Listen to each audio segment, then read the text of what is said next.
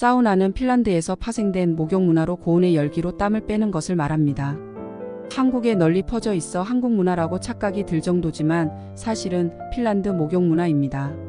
흔히 사우나는 몸의 혈액순환을 촉진하고 피로를 풀어주며 사우나로 땀을 흘리면 몸속 노폐물이 같이 배출되면서 건강에 좋아진다고 생각합니다.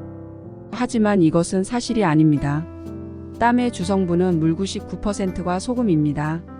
땀의 노폐물 농도가 소변보다 높다는 보고도 있었지만 최근 연구에 따르면 그것은 잘못된 주장으로 밝혀졌습니다. 땀에 포함된 요소 암모니아 등 노폐물의 농도는 매우 미미하며 중금속이나 환경오염물질 등 독소는 측정하기 어려울 정도로 적습니다. 따라서 사우나가 노폐물이나 독소 배출에 도움이 된다는 믿을 만한 증거는 없습니다. 사우나로 인한 땀은 대부분 물과 일부 무기질 성분인 소금으로 이루어져 있으며 노폐물 배출은 사실 주로 간과 신장을 통해 이루어집니다.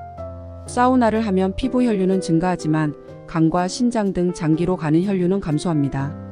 이는 사우나가 오히려 간과 신장의 노폐물 처리 기능을 방해한다는 이야기입니다.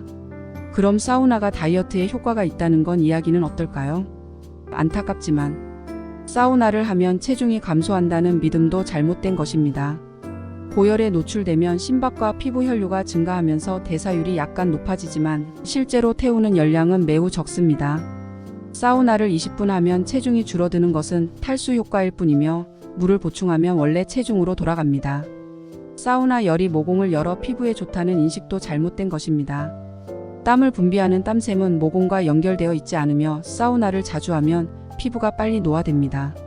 장시간 열에 노출되면 피부의 콜라겐이 손상되고 새로운 혈관이 형성되며 만성적인 원적 외선 노출은 피부 손상을 유발할 수 있습니다. 오히려 피부가 노화되는 것입니다. 사우나를 하고 나서 기분이 좋아지는 것은 과학적으로 근거가 있는데 뜨거운 고통을 덜기 위해 분비되는 베타 엔돌핀 덕분에 행복감을 느낄 수 있기 때문입니다. 그러나 장기적으로 심혈관 기능이 좋아진다는 연구는 부족하며 사우나를 하면 활성산소가 증가하고 항산화물질 수준이 감소할 수 있습니다. 다음 상황이라면 사우나를 되도록 하지 않는 게 좋습니다. 1. 심장질환. 심장질환 환자는 사우나 전 의사와 상담해야 합니다. 사우나에서의 고온과 습도는 혈류량을 증가시켜 맥박과 혈압을 높일 수 있어 심장에 부담을 줄 수 있습니다. 2. 당뇨병. 심한 당뇨병 환자는 사우나 사용을 피해야 합니다. 피부 감각이 둔해져 화상이나 상처를 입을 수 있으며 상처가 낫지 않고 악화될 수 있습니다. 3. 하지정맥류. 하지정맥류가 있는 사람은 사우나 사용을 피해야 합니다. 열에 노출되면 혈관이 확장되어 증상이 악화될 수 있으며 부기와 피곤함 등이 심해질 수 있습니다. 4. 술 먹은 사람. 음주 후에는 사우나를 사용하면 안 됩니다. 음주로 인한 혈압의 변화가 크며 부정맥, 저혈압, 고체온증 등의 위험이 있습니다. 물을 충분히 섭취해야 합니다. 이러한 건강 상태를 고려하여 사우나를 이용하는 것이 중요합니다. 장시간 사우나를 해도 노폐물과 독소는 배출되지 않고 전해질 농도만 낮아져 탈수 위험이 커집니다. 진짜 제대로 땀을 빼고 싶다면 운동으로 땀을 빼길 추천드립니다.